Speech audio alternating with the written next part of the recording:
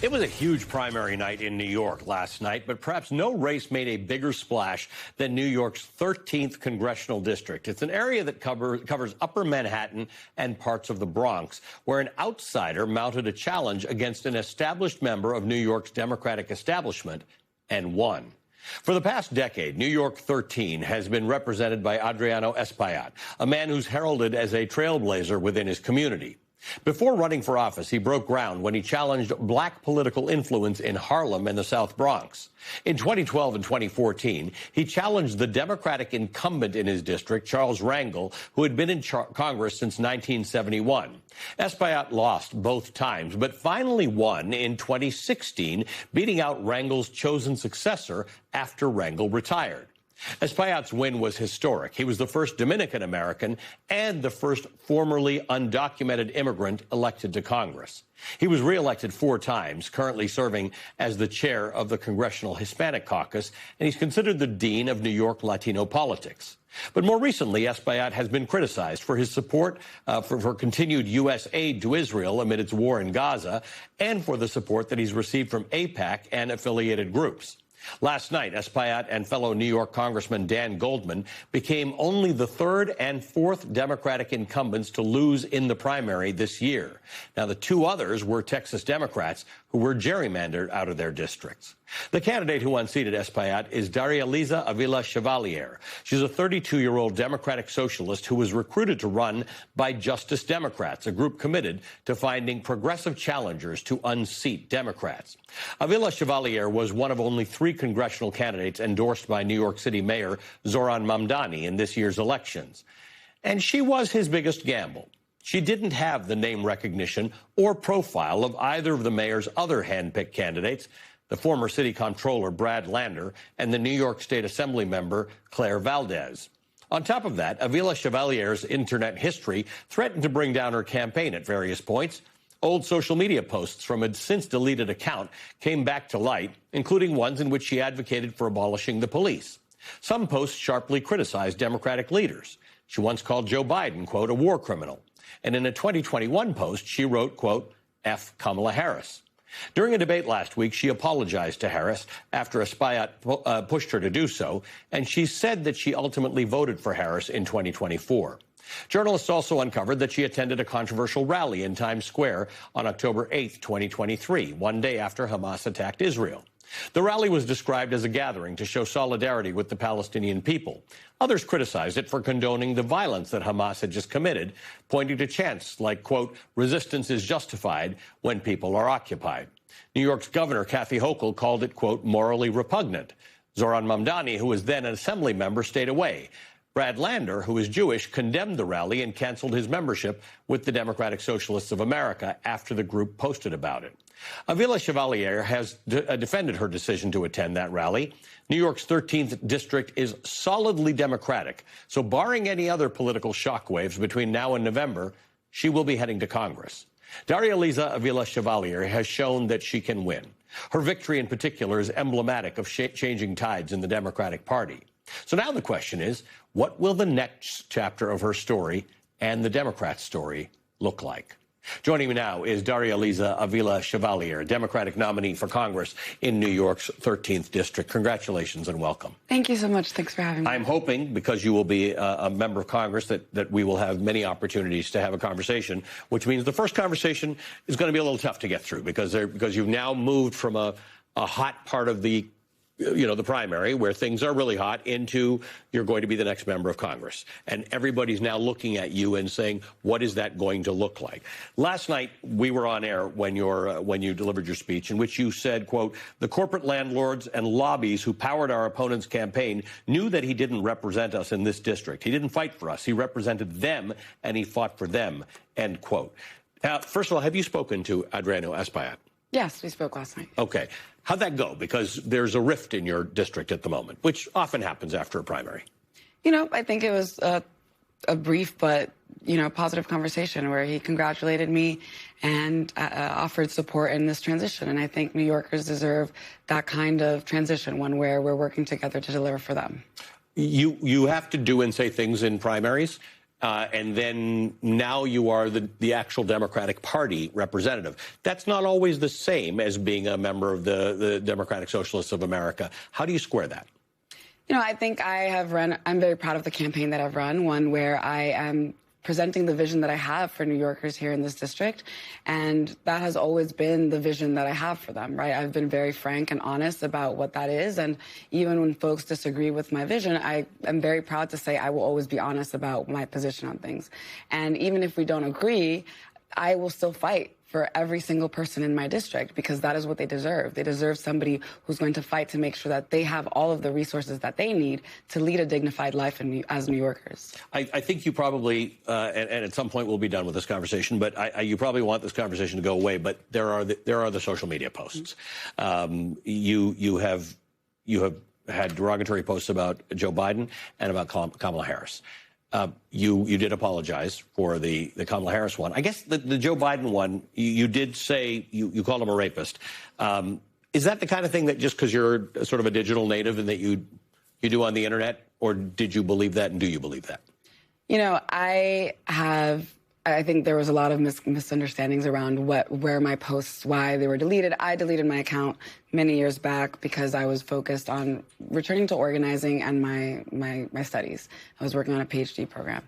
And I think often we're asked to really have accountability for folks who have not held political office or have political power, and don't do the same for folks who are in positions of political power. Now, all that to say, I do regret my tweets, and that's something that I think has brought a lot of division, and that's something I regret, because as an organizer, my goal is always to unify our community and deliver for our community.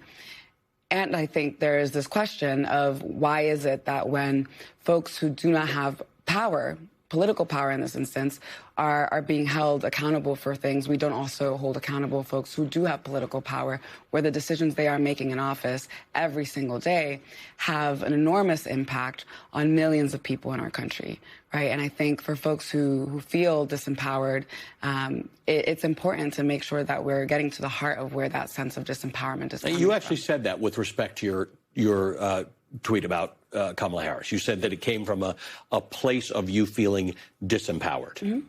Yeah, and I think so many folks in our country feel that they don't have representation that is fighting for them, right? And that was part of why I decided to run, because I've felt that abandonment from establishment politics that looks at my community as though it is merely statistics and not people who are worth fighting for, and not the policies that will actually better their lives. And too often we've seen folks go into office and close the door behind them, but what we need is representation that's actually going to listen to the community, hear the frustrations, and open that door and keep it propped open so that everyone can be part of their democracy. So I want to talk to you because you are part of a group of people who want to hold people in power to account. Mm-hmm. And I want to talk to you about that with respect to Adriano Espaillat, money that has come into that campaign, including money from AIPAC-affiliated groups. But I need to set the context on that first because of this conversation about this rally after October 8th. You have strong beliefs about Israel's targeting of civilians in Gaza, which completely dwarfed what happened on October 7th. That said, I think I'm going to guess that you agree that innocent civilians shouldn't be targeted by anybody, regardless of the reason or the grievance. And that stands for Israel, and that stands for Hamas. Yeah, of course. Because people have associated you with being supportive of what Hamas did on October 7th. No, I've always been very clear that at the core of every one of my values is fighting for human dignity and human life. And the reason I was there was at that rally is because I have been advocating for Palestinian human rights and dignity for most of my adult life. And knowing that historically what we have seen is that whenever there is an incident that happens in the region, there is an outsized reaction, one that costs thousands more people their lives. And that was what I was there to stand against, because it was a pattern that I had seen consistently throughout my organizing and throughout my experience in the region. I was actually in Palestine in 2014 in the West Bank, and I was there at a time where tensions were rising. And I believe it was almost either the day I arrived or the day after I got back to the United States that Israel began bombing Gaza. and over 1,400 or maybe 1,800 folks or people were killed in Palestine, in Gaza at that time. And I remember being home and scrolling through the faces and names of the people who had been killed and feeling completely powerless to do anything about it. People who looked so much like the people I had just left in the West Bank. And knowing that day that we were in a situation where something similar or bigger would come to pass, that was what I was there to stand against. It wasn't as central an issue in your campaign as it was in the Brad Lander, Dan Goldman campaign. But the AIPAC and AIPAC affiliated money that came in against you was bigger. I mean, it was a lot of money. And you've been very critical of Adriano Espaillat's relationship with Israel and continued acceptance of funding inoffensive weapons. Tell me how that played out. You know, I have from the very beginning been very critical of the fact that he has taken over $670,000 to his directly to his campaigns from AIPAC. He has taken over $115,000 from ICE contractors, over $250,000 from real estate developers that are pricing people out of our city. To me, at the heart of this is the way that money is a form of accountability and to whom that accountability is to. So the fact that he was taking money from these institutions, from these right-wing lobbies, which is what AIPAC is, it's a right-wing lobby that backs Republicans and Donald Trump, and then also backs Democrats who purport to be progressive while voting time and time again in the interests of institutions like AIPAC. And so I was highly critical of that because I see the impact of that on my community every single day. When you have someone who's taking money from the real estate developers that are pricing us out, and it's no wonder then that in a district that is the second poorest congressional district in the state and by some measures the country, that it is so deeply unaffordable for folks when the rent rises to the average of $4,000 for a two-bedroom in Harlem or Washington Heights. And so, you know, I think the fact that so much money was poured in, not only directly into his campaign, but also in outside spending, where we saw over $7 million. And we won't know how much of that was AIPAC for a number of days. A lot of that funding came in after June 10th, exactly. Which means nobody has to report it until the next cycle.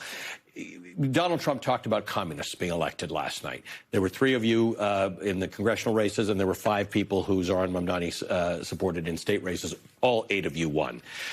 How do you avoid becoming the ad for Republicans?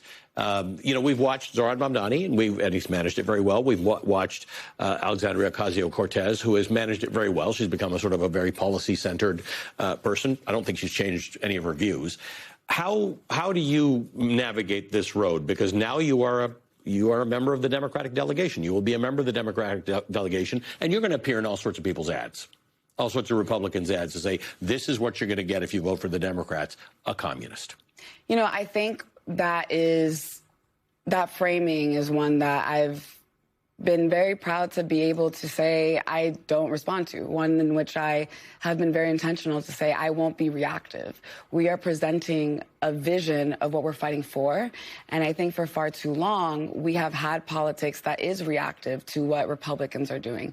What we need is Democrats who are actually going to present a positive vision, one that sets the tone for what we should be talking about, which is the issue of affordability, which is the issue of how our budgets are moral documents. If we say that we want to invest in working people in this country, then we need to do that, and our budgets need to reflect that. If we say that we value immigration and immigration justice, we need to make sure that that is also reflective in our policy. And so I'm very proud of a campaign that we built that centers those ideals, that centers those values and that vision for what we need as a community. And that's how I'll continue to move forward in Congress. And I think that for far too long, this reactive conversation of what we should be afraid of has prevented us from being able to have a politics of hope and a politics of life that Democrats can actually identify with. When the majority of the Democratic base has been seeking for the Democratic Party to actually fight for them, that should be the language that we should be leading with. Thank you for joining us tonight. Again, congratulations, and so we hope you will continue to have these conversations with us. Thanks for having me. Daria Lisa Avila Chevalier is the Democratic nominee for Congress in New York's 13th district. All right.